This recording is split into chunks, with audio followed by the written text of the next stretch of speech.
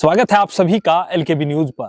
2024 के साथ की शुरुआत हो चुकी है और 2024 में देश में लोकसभा चुनाव होने हैं। यानी 2024 में देश की कमान किसके हाथों में होगी?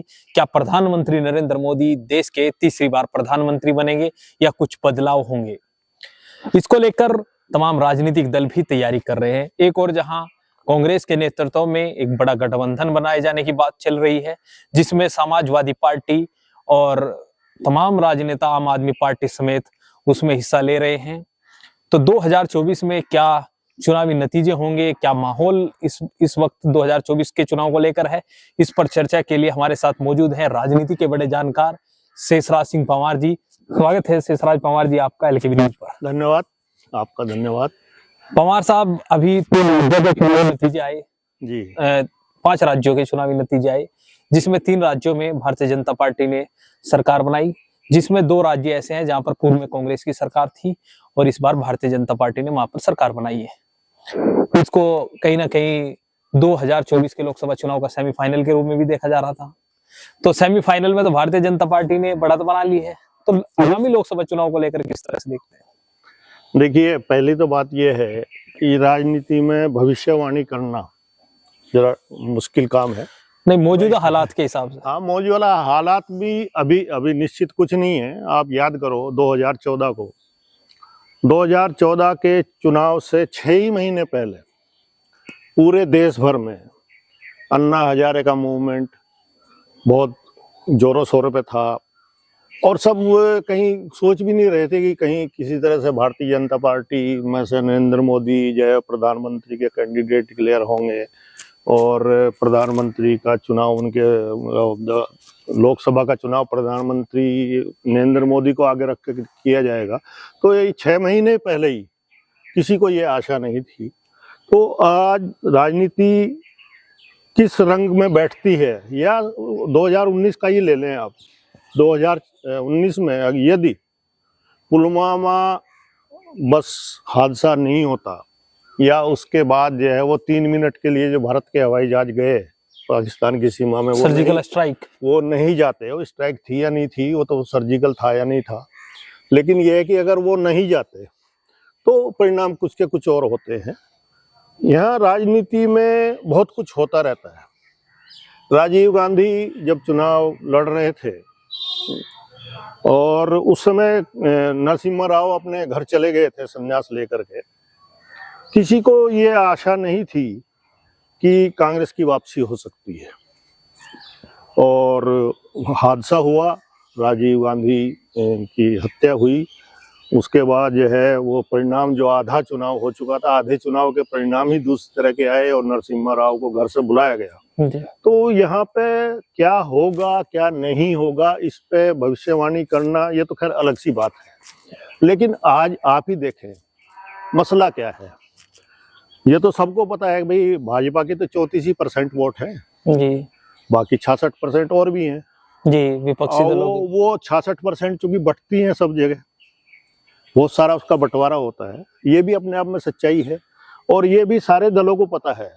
अगर हम गठबंधन से नहीं लड़ेंगे तो जो भी नहीं लड़ेगा वो घर बैठेगा। यानी जो विपक्षी दल है, हाँ, अभी तक उत्तर प्रदेश की बात करें तो मायावती अलग है। हाँ, मायावती अलग है, लेकिन मायावती की और लाचारियां हैं, उनकी अपनी परिस्थितियां हैं, अपने जो आर्थिक वो मामले हैं उनके बहुत सारे हैं, पारिवारिक मामले हैं, संगठनात्मक मामले हैं, अंदर भी विरोध होता ही है। वो लाचारी अलग है। वो अभी मायावती को तो छोटा फैक्टर है जी, बड़ा फैक्टर तो अखिलेश है।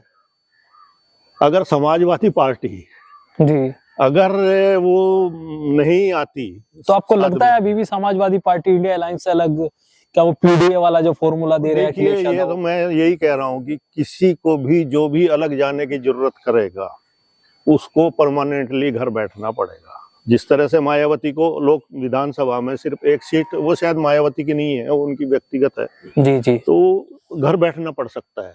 और ये अखिलेश यादव को भी पता है, अगर मैं साथ में नहीं आऊंगा तो घर बैठ जाऊंगा। यानी जो ये गठबंधन है, विपक्षी गठबंधन और बीजेपी का जो गठबंधन है एनडीए, इन दोनों के बीच ही मुकाबला होगा। अगर कोई अलग लड़ेगा, चाहे वो बसपा हो चाहे सपा, वो हाशिए पर रहेगा। वो सिर्फ एक आदमी ही इतनी जरूरत कर रहा है उड़ीसा वाला जी पटनायक साहब, कि मैं ना इधर हूँ ना मैं उधर हूँ, जी हैं तो वो बेसिकली जो है वही मतलब भाजपा की मानसिकता वाले, जी लेकिन वो अलग है और अलग ही उनकी अब तक पहचान बनाई हुई है। लेकिन राजनीति में हमेशा ऐसा नहीं होता।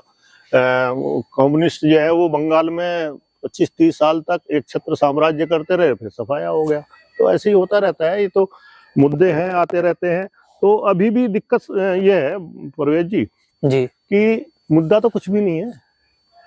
आप बताओ, विपक्ष के पास किसी पर भी नहीं है, सत्ता पर भी नहीं है। सत्ता तो चलो ये है कि भाई वो मंदिर का खेल खेल लिए, धर्म का खेल खेल लिए, लेकिन विपक्ष वाले भी का शिक्षा की बात कर रहे हैं, स्वास्थ्य की बात कर रहे हैं, रोजगार की बात कर रहे हैं, किसानों की बात कर रहे हैं। ये खाली घोषणा पत्र में दे दिया, इससे थोड़े ना होता है। यानी जमीनी स्तर पर जो सरकार की खामियां हैं उसको कहीं ना कहीं ले जाने में नाकामयाब है विपक्ष भी। देश के सामने जो चुनौतियां हैं उनको ना तो सत्ता पक्ष ला रही सामने, ना विपक्ष ला रहा है। समस्या वहां है। और ये अगर कुछ होगा भी तो ये स्थायी नहीं हो सकता, क्योंकि देश की अपनी समस्याएं हैं। युवाओं का सदुपयोग नहीं हो रहा है, अर्थव्यवस्था कहाँ से कहाँ पहुंच गई, हम बिल्कुल जो है मतलब बैंकरप्ट होने की स्थिति में आ गए हैं। तो इससे तो ज्यादा भला नहीं होगा ना। लेकिन हाँ, आपकी इच्छा ये है कि भाई लोगों को ये बहुत अच्छा लगता है। होता ये है कि अधिकतर जो लोग विचार विमर्श करते हैं जी राजनीति पे या चुनाव के टाइम, वो अपना मत व्यक्त करते हैं, जी अपना प्रचार प्रसार करने की कोशिश करते हैं। मान लो मैं सपा का कार्यकर्ता हूं तो मैं कहूंगा नहीं, सपा की बहुत सारी सीटें हैं। मान लो मैं कांग्रेस का कार्यकर्ता हूं तो ये कहूंगा कि कांग्रेस ही अब के जो है गठबंधन बनाएगी और वो राहुल गांधी ही प्रधानमंत्री बनेंगे। ये समस्या है। समस्या ये हो रखी है कि निष्पक्ष जो है वो विचार विमर्श करने की स्थिति में कोई है ही नहीं। दिक्कत और ये इसलिए है, इसका मेन कारण ये है कि 1990 के बाद में जो देश का एजेंडा है वो धर्म पे ला दिया गया और सब विषय जो है हमारे गौण हो गए। मैं तो किसानों के मामले में आपने देखा क्या हुआ जी ना, तो किसानों को पता कि समस्या हमारी क्या है, वो भी एमएसपी एमएसपी एमएसपी, बस एक ही जो है मतलब एमएसपी। और ना सरकार को पता कि भाई हमने क्या किया। सरकार की लाचारी थी, क्योंकि उनको वर्ल्ड बैंक से लोन लेकर के, आईएमएफ से लोन लेकर के जो अंतर्राष्ट्रीय व्यापार है उनके हिसाब से चलना पड़ता है। सरकार ने तो कर दिए थे कानून, इसलिए बना दिए थे, लेकिन किसान भी तो नहीं समस्या ढूंढ रहे ना। एमएसपी कोई मूल समस्या आप क्या मानते हैं? किसानों की मूल समस्या ये है कि कोई भी उद्योग, संसार का कोई भी उद्योग पनप नहीं सकता अगर वो अपनी जो वितरण प्रणाली है, जो अपना बिक्री का व्यवस्था है, उसको सुनिश्चित नहीं करता। किसान के साथ में समस्या ये है कि वो उत्पादन तो करता है और उसका वितरण और उसका मूल्य निर्धारण दूसरे लोग करते हैं। तो कोई भी उद्योग पनप ही नहीं सकता। किसान जब तक ये सर्कुलेशन अपने हाथ में नहीं लेंगे, कि विपणन अपने हाथ में नहीं लेंगे, यानी व्यापार घोषित खुद नहीं करेगा, हाँ अपना, उससे और फायदा होगा, देश का भी फायदा होगा और उपभोक्ता का भी फायदा होगा। अभी नॉर्मली जो किसान को मिलता है उससे 3 गुना जो है वो उसको यूज करने वाला देता है, 3 गुना 4 गुना देता है। किसान को जो मिलता है उसका 4 गुना उसको प्रयोग करने वाला उसके सामान को देता है। और वो ना तो सरकार उस पर टैक्स ले पाती, ना किसान को मिलता, ना उपभोक्ता को फायदा हो रहा है। और देश में जो ये काला धन की बात करते हैं ना, अब ये काला धन पैदा ही सिर्फ खेती से होता है, खेती की बिक्री से पैदा होता है। अब ये छोटा मामला नहीं है। 50 लाख करोड़ का खाना तब खाता है आदमी जब 100 रुपए रोज का औसत है उसका। 100 रुपए रोज का अगर औसत है 140 करोड़ जनता का, 100 रुपए में सुबह का खाना, दोपहर का खाना, चाय वह दूध दाल, बड़े अच्छे लोगों का सबका औसत है $465 का। जी जी, वो एक साल का एक औसत है। और 50 लाख करोड़ का खाना खाया जाता है, वो भी जब 80 करोड़ लोगों को राशन मिल रहा हो मुफ्त का। तब आप उसको एक वही नहीं समझते भी वो रीढ़ की हड्डी है, अर्थव्यवस्था की रीढ़ है किसानों की बिक्री, किसानों के सामान की बिक्री। अब 50 लाख करोड़ में से किसानों को मिला 12.5 लाख करोड़। किसान इस समस्या की ओर उसको पता ही नहीं है। पता इसलिए नहीं है कि 1990 के बाद में हम और कुछ बात ही नहीं करते, हिंदू मुसलमान की बात करते हैं, पार्टियों की बात करते हैं। जो किसान नेता है, चाहे वो राकेश टिकैत हो या अन्य नेता जो किसानों की राजनीति करते हैं और बड़े दावे करते हैं कि वो किसानों के हित में काम करते हैं, वो भी तमाम इन मुद्दों से दूर हैं। उन्हें पता ही नहीं है और सुनना भी नहीं तो चाहते। राजनीति की किसानों को धंधा चल रहा है, उसमें भी धंधा ही है। कौन नहीं कहता है धंधा है? किसान यूनियन धंधा कर रही है। आप कैसे अफोर्ड कर सकते हैं? आप जो है मतलब 1 लाख रुपए महीना कमाने वाला क्या वो गाड़ी में चल सकता है, स्कॉर्पियो में? किसान नेता चल सकता है उसमें? धंधा कर रहे हैं किसान और नेता बने हुए हैं, कहते किसान यूनियन है, सुनने को तैयार नहीं है। किसी की बात को कोई सुनने को तैयार नहीं है। अपने आप को ऐसा समझते हैं कि हम ही पैदा हुए बस किसानों के लिए। अभी हिट एंड रन केस को लेकर भी देश भर में बड़ा विवाद हुआ, जो नया कानून बनाया है। हाँ।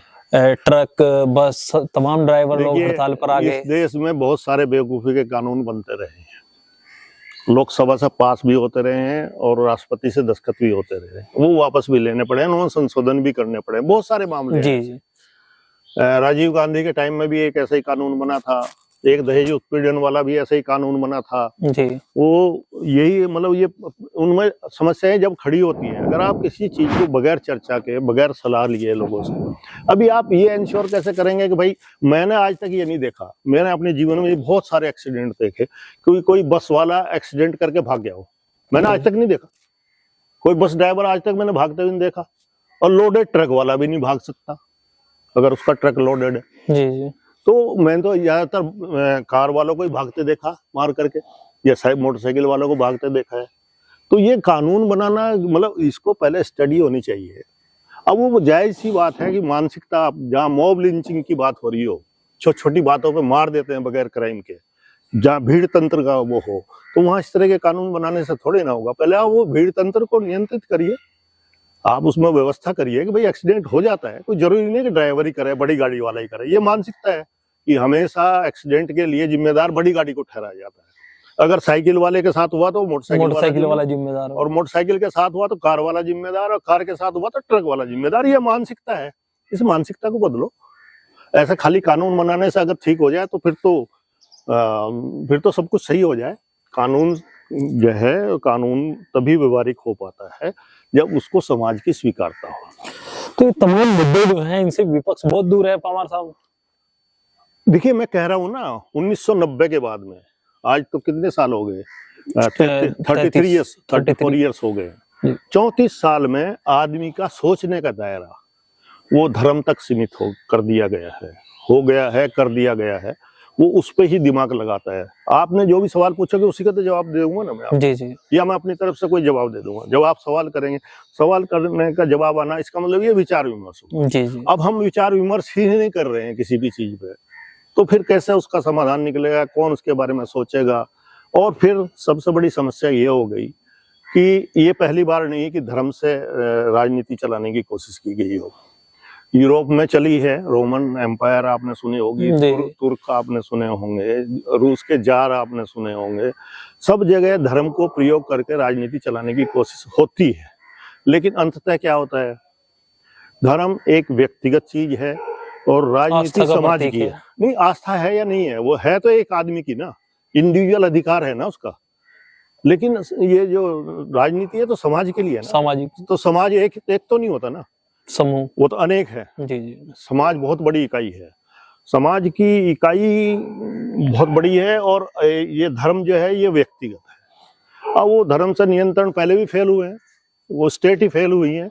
आप नेपाल को देख लो, श्रीलंका को देख लो, आप मॉरिशस को देख लो, तो ऐसा तो नहीं है। धर्म से अगर आप चलाने की कोशिश करेंगे तो। अंतिम सवाल आपसे, क्या लग रहा है इस बार, क्या नरेंद्र मोदी तीसरी बार देश के प्रधानमंत्री बनेंगे? मेरे हिसाब से, मेरी व्यक्तिगत राय है, नहीं। बड़ा उलटफेर हो जाएगा? 100% नहीं। गठबंधन होकर के ही चुनाव होगा, चुनाव होकर के इकट्ठे ही लड़ेंगे, लेकिन चूंकि उन पे भी कोई मुद्दा नहीं है विपक्ष वालों पे, इसलिए वो भी ये सोचें कि साहब हम सत्ता में आ जाएंगे, ये होने नहीं जा रहा। तो शेषराज पंवार जी को आपने सुना। 2024 का जो लोकसभा चुनाव होना है, देश की राजनीति में इसको लेकर बड़ी तैयारियां चल रही है। तो शेषराज पंवार जी का हमने जो इनकी निजी राय है वो ली है, आपने सुनी। शेषराज पंवार जी ने विस्तार से बताया, तमाम मुद्दे भी बताए। आगे की अपडेट के लिए बने रहिए हमारे साथ। चैनल अगर अभी तक सब्सक्राइब नहीं किया तो चैनल को सब्सक्राइब कर ले। वीडियो अगर फेसबुक पेज पर देख रहे हैं तो हमारा फेसबुक